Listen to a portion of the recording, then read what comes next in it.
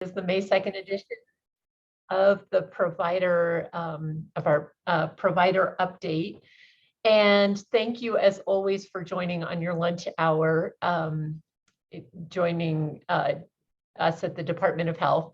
So I'm Miranda Durham. I'm a family doc who my official title is the Northwest Regional Health Officer.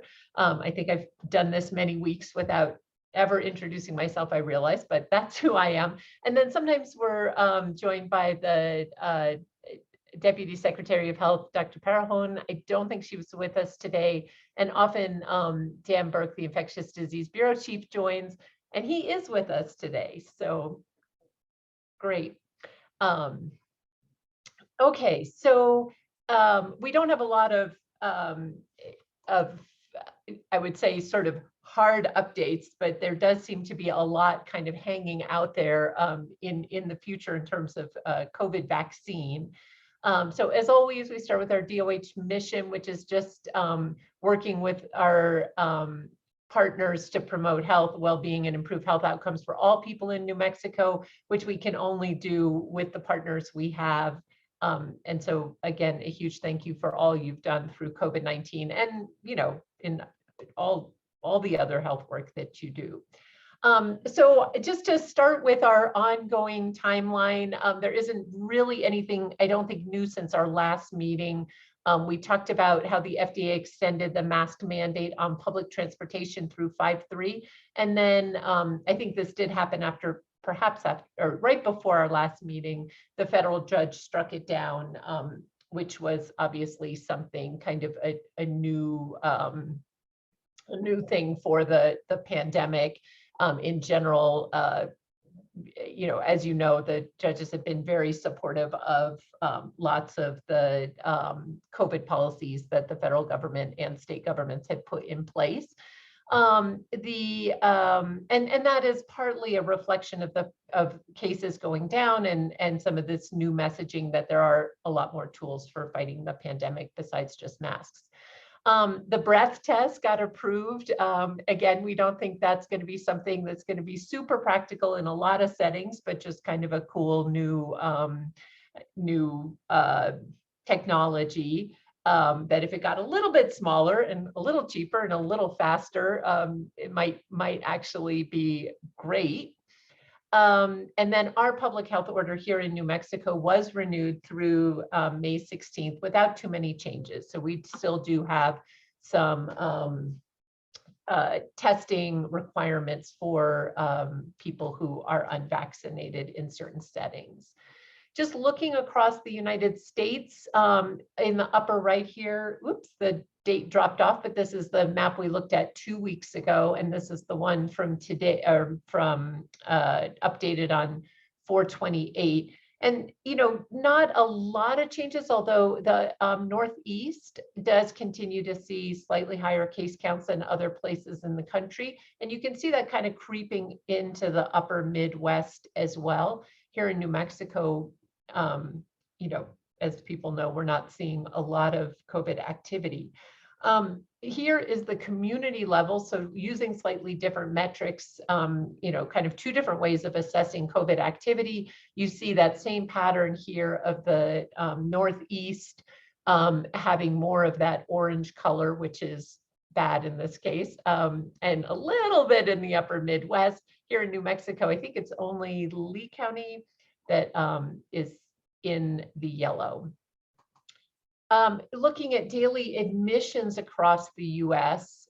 So again, this is national data from the CDC COVID data tracker. There's a tiny well, I shouldn't say tiny uptick, but an 18.5% change in the 7-day average. So, and again, I don't think any of this is super surprising with all the mask mandates going down and the, you know, spring break travel and the BA2 variant, but that's what's happening on a national level. Here in New Mexico, the COVID Act Now website that I've, you know, often pulled these data from, it did change its metrics to reflect the community transmission metrics of the CDC. So this is slightly different, and this is looking at weekly new reported cases per 100,000. In the past, we've looked at daily new reported cases, but that's the way the metric is written on that mostly green map. So again, we're seeing a little bit of an uptick here, but not huge. And then, maybe potentially a little more concerning is our R effective, the infection rate, which has crossed that one line. So again, this would imply that each person who has COVID is giving it to more than one person, and that's how the case rates grow.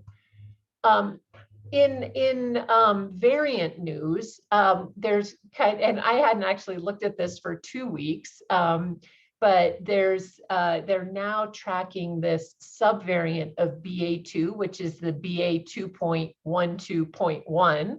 The names haven't gotten really any better, but and that is sort of quickly taking over a larger percentage of cases across the US. In New York State, it seems to be what's driving a little bit of an outbreak in central New York around Syracuse, my old stomping grounds. And then this is the map we had been looking at to just show here in region 6, we're largely BA2 with a little bit of this new BA 2.12.1 variant, and just a tiny bit of the original Omicron, which is still purple. And again, here in the upper, in the Northeast, you can see like kind of a higher percentage of that new BA2 or descendant, BA2 descendant. I just threw this in because I thought it was kind of cool. It's from this nextstrain.org website where you can see the COVID family tree in many different formats. It's like way over my head, really. But I just thought, like, sort of looking on a time frame, here's largely the Delta variants. Here's K is the original Omicron, and then the 21L is the most of the BA2 variants and subvariants. And on the website, if you hover over any one of these dots, they all represent a slightly different variant. And if you hover over them, it'll actually tell you what the genetic changes are. So probably more than what you want to know. But I think just to, kind of say, like, we track like new variants kind of come up and raise some concerns, and there's just tons of them. One other, I'd say two variants that maybe are raising a little bit of an alarm in South Africa anyway, it's BA4 and BA5. Just with this very small study coming out of the South Africa Health Research Institute, which is the group that identified the original Omicron, but just showing that for these variants, they were seeing a fairly significant drop in both people who were vaccinated and people who had immunity from prior infection, not mounting the same immune response to BA4 and BA5. This hasn't been, at least I haven't seen anything about it really in the United States. And this map is just, again, to remind everyone, that really across the world, 2/3 of people have gotten one vaccine. So still a lot of vaccination to do worldwide. In looking at a few other trends, because New York seems to be the current, hotspot in air quotes, just comparing New Mexico to New York, this is cases per 100,000. And again, with the BA2 variants, New York has had a little bit of an uptick. Also, they've had an uptick in hospitalizations per 100,000. But again, putting this in the perspective of the original Omicron peak, it does not seem to be taking off the way Omicron the first did. But I also threw this in. So this is on COVID Act Now, where you can compare any number of states to each other, but the deaths per 100,000, and this is maybe a little bit of a controversial slide, but just showing that the New Mexico has had fairly overall fairly high death rates. And I think the reasons for this, and talking with our epi department, is some of it can be comparative ages of the population, but also just the amount of poverty and medical comorbidities that people have in New Mexico. And I partly decided to add it in just as kind of a reminder that when we think about oral medications and sort of having a relatively low threshold for prescribing, I know that we had a lot of restrictions on those medications at the beginning, but when we first got them, because we had 300 doses in the whole state. But now we really have plenty of medication, and really, I know it's still logistically difficult, but really, I think would be helpful to get a higher percentage of people testing positive actually treated with Paxlovid. This is on vaccine news, the national look at the daily number of total vaccines administered, which I just always find fascinating how our trend always mirrors the national trend. There's a 0.1% point increase from last week, and that is about what we had as well. So a couple of weeks ago, we actually hit 29,000 doses by the time everyone had reported. We've been at about 25,000 for the last couple of weeks, which was, a huge increase from our nadir here at 8,000 or 9,000. It's largely been driven by this fourth dose recommendation, which has been fairly, we've had fairly steady uptake in that fourth dose. But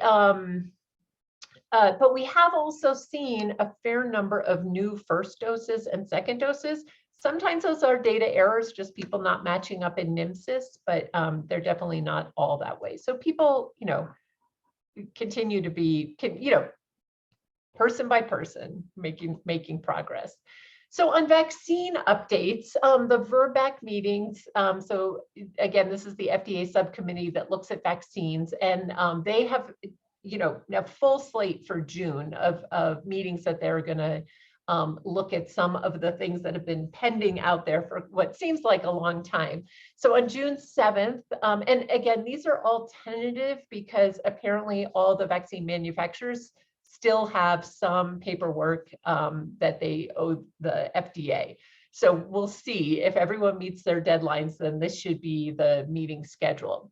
So for June 7th, they're going to discuss the Novavax EUA for adults. This will be for 18 and over, although Novavax did have kids, some people younger than 18 in their studies. And that has been pending since about January. It's been approved, Novavax, authorized by the World Health Organization and other countries. June 8th, it looks like Moderna EUA for under 18. And June 21 and 22, Moderna and Pfizer EUA changes. So again, for mostly around kids. And these are, like I said, sort of loose dates. June 28th, as a follow-up to their April 6th meeting to discuss modifying the composition of the current vaccine and whether, companies should be issuing Omicron-specific vaccines. So Novavax and Pfizer and Moderna are all working on Omicron-specific vaccines. So this has been our vaccine watch list, and we don't have to go through each one of them, but basically I think everything that we've been kind of watching is now on the agenda for a VRBPAC meeting, pending submission of the paperwork, but not to fear, just to keep the New York Times vaccine tracker. There's still lots of activity and many things coming down the pipeline. I don't think anything like really pressing, but just still lots in development. So just a little bit to talk about the Novavax COVID-19 vaccine, which we have touched on before in this call, but it was developed. It's one of the early vaccines. It developed in 2020, kind of along the same timeline as the other three that we have, but they really were hampered by production woes that slowed their rollout and approval. It's a, some people refer to it as recombinant nanoparticle technology or a protein-based vaccine. It is different than both the mRNA vaccines and the adenovirus vaccines.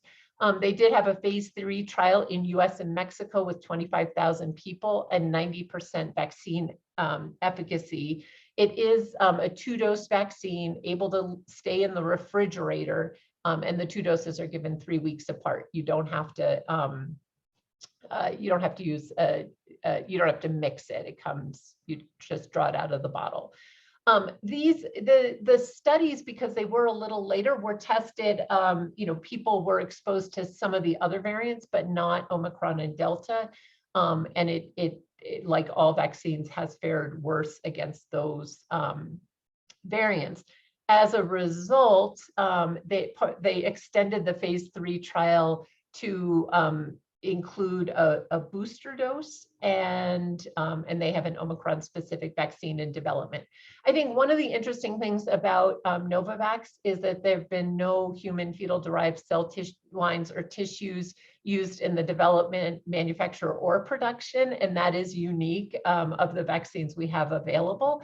So I think for some people where that's really been a barrier to getting vaccinated, this might potentially be a good option.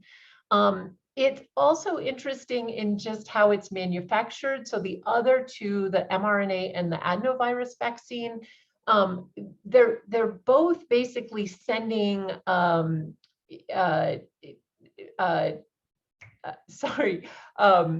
COVID genetic material into your body for your body cells to produce those spike proteins, and then send, that kind of sparks the chain of your immune system reacting. In this one, those spike proteins are actually grown in moth cells, aggregated, and then injected into your body. So along with this adjuvant, which is common in other vaccines, it just kind of sparks your body to make kind of almost irritates your body into making a stronger immune response to the vaccine. But, so no, the spike proteins are actually getting injected into your body as with the vaccine. So it works a little bit differently. Definitely no concerns should be raised about, changing your DNA or RNA with this vaccine. For Moderna for kids, again, this one, they submitted a request to the FDA for children 6 months to 5 years old and have to finalize some data. Their kids COVID-2 study tested a 2-dose primary series using a really low dose, 25 micrograms, so a quarter of the adult dose. And they tested it in 2,500 kids aged 6 months to 24 months and 4,200 kids aged 2 to 5.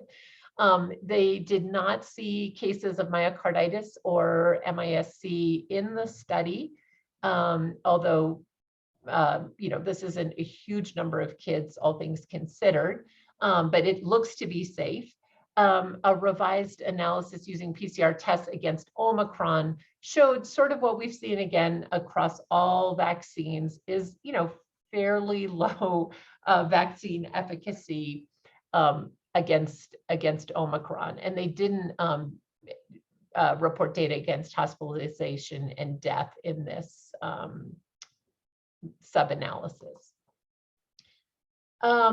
So in other updates, Moderna is expected to also get some movement on their, kids 6 years old to 17. Those requests have also been pending for quite a long time. There were concerns about myocarditis in this age group. So we'll see what happens with those. Pfizer's expected to submit an EUA for a 3-dose series for the kids under 5, and that's kind of what we were expecting based on the delay in February, where they were going to submit for 2 and then possibly add the 3 on. So now it'll actually be a 3-dose series.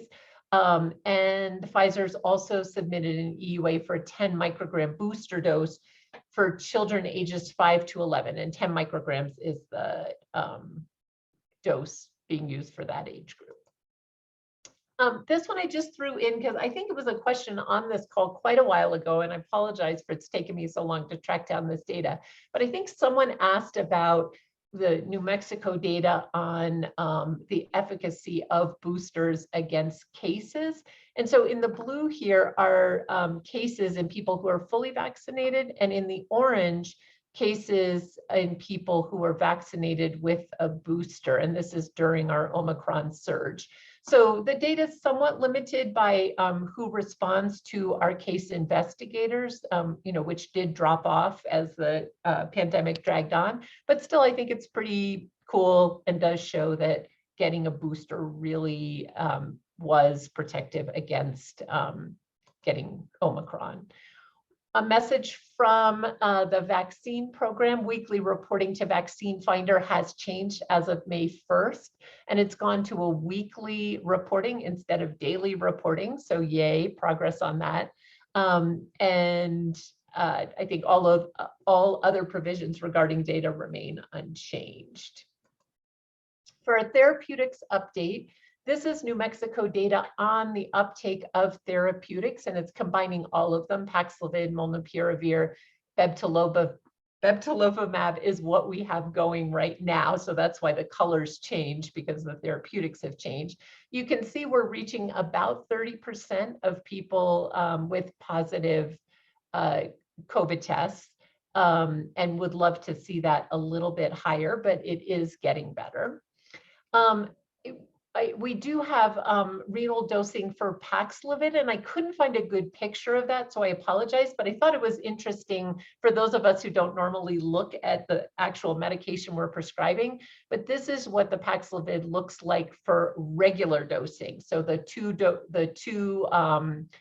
pills of the medicine, I can't say, the nirmatrelvir, and the one dose of the ritonavir.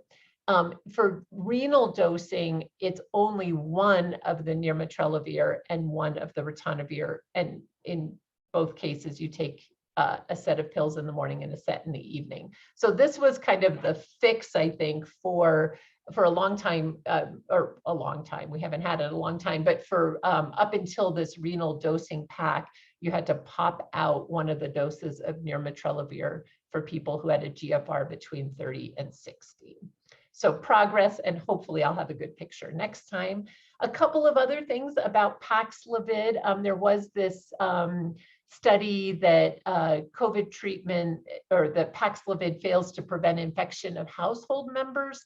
And I mean, I have to say, I didn't find that super surprising, just because we know that a lot of transmission happens, even people have high viral loads and transmit virus even before they have symptoms. So, it seems like it would have been nice if it did, but does not in any way mean that it isn't still useful for the person who has COVID. Household members should still continue to wear masks and be careful.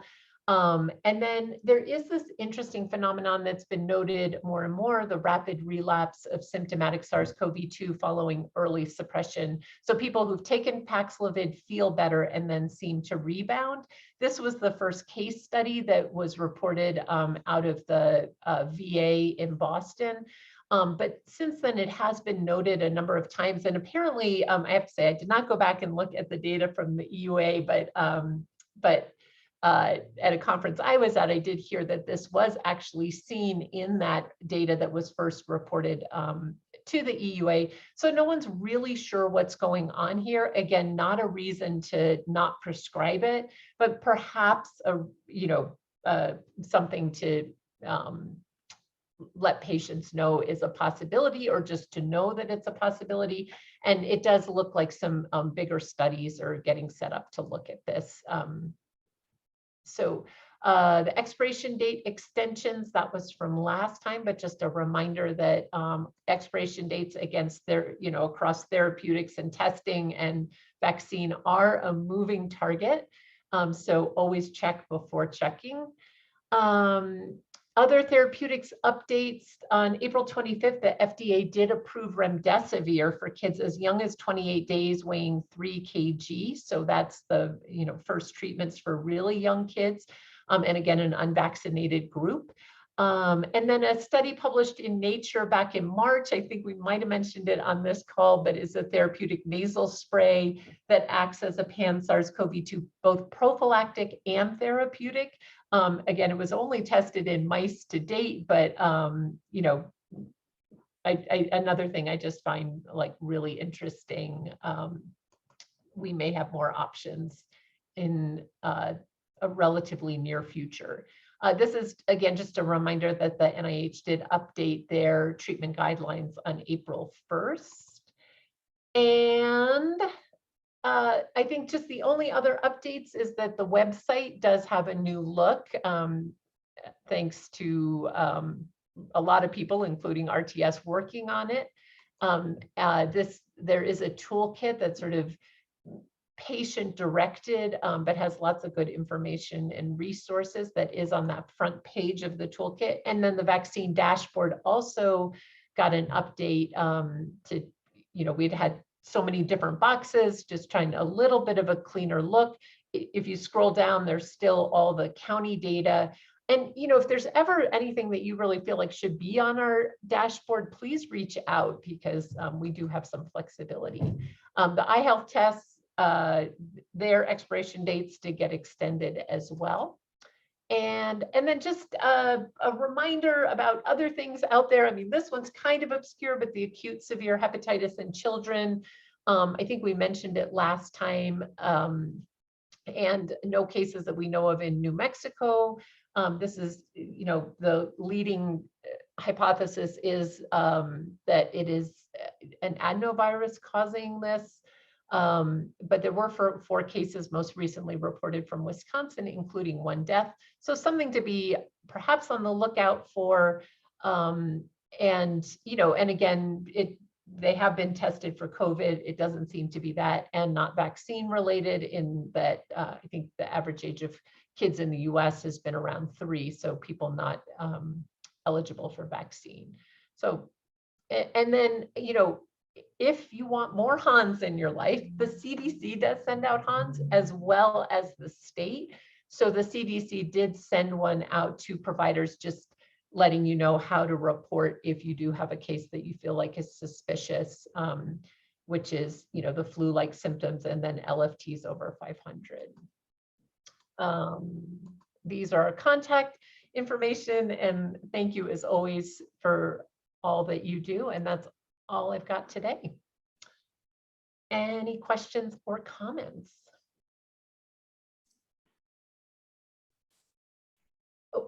Oh, so I see a question just popping up here on the skipping over the eye health. They all got extended 3 months. I can go ahead and pull, oops, except for I'm not sharing anymore. All right. But basically they got extended 3 months. And if you Google on the eye health website, they actually have a little tracker where you can you see my screen now? You can click here for details. You can put in your lot number and it'll tell you your new expiration date. But basically all the ones with expiration dates on or before 9/29/22, which I think are some of the ones that we passed out, or, you know, Department of Health made available, it will fall into this group. So we are, you know, hoping that people will check if they have them sitting on their shelf at home.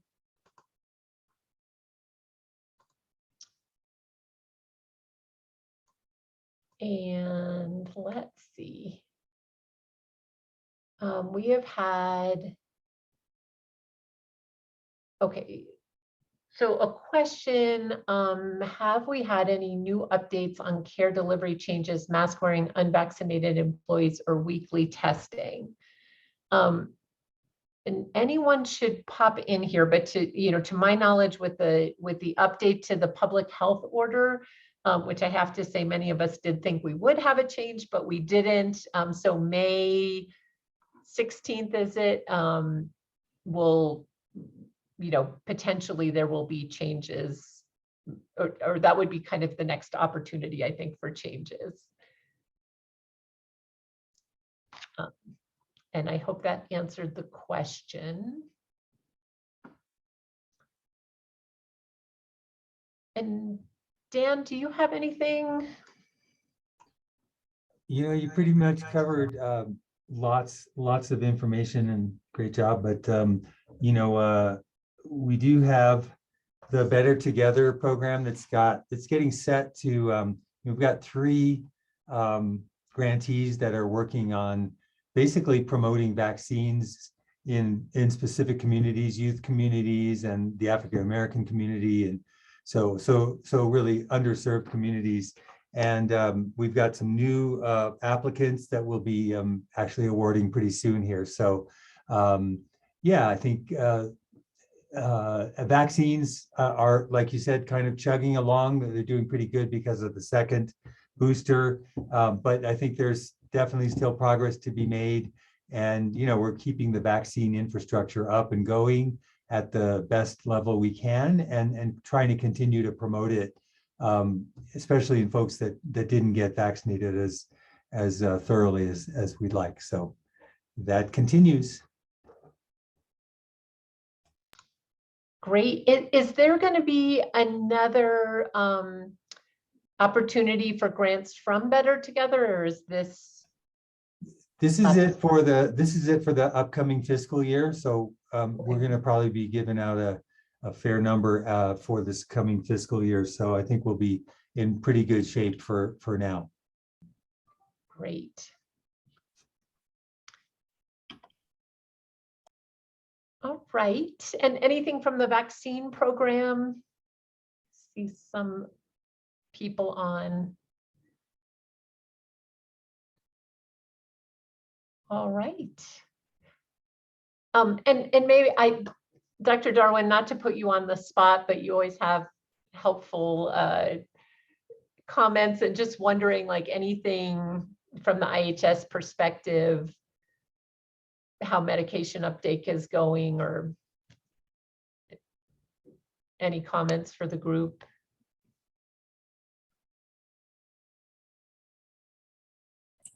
Hi, this is Will. Can you hear me? Yeah.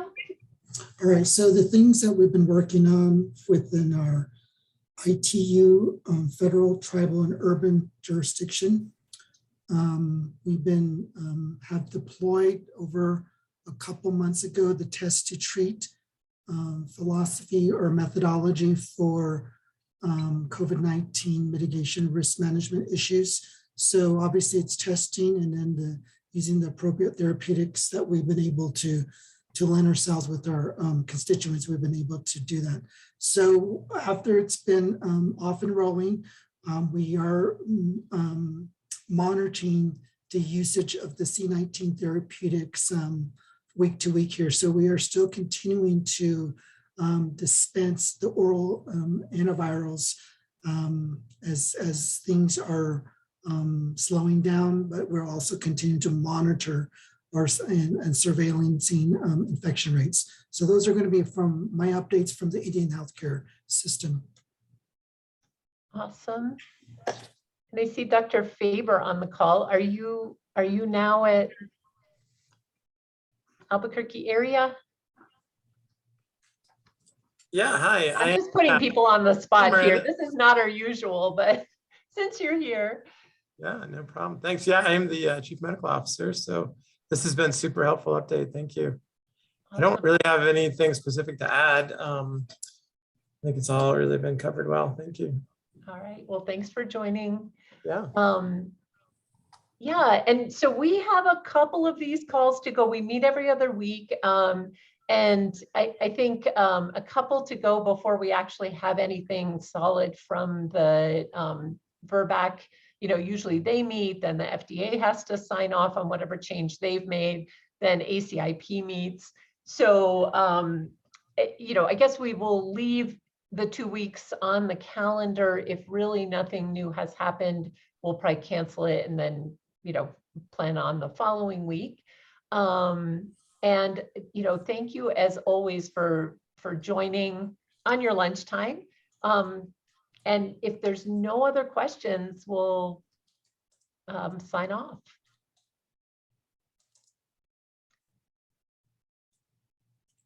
All right, 8 seconds. Thank you so much.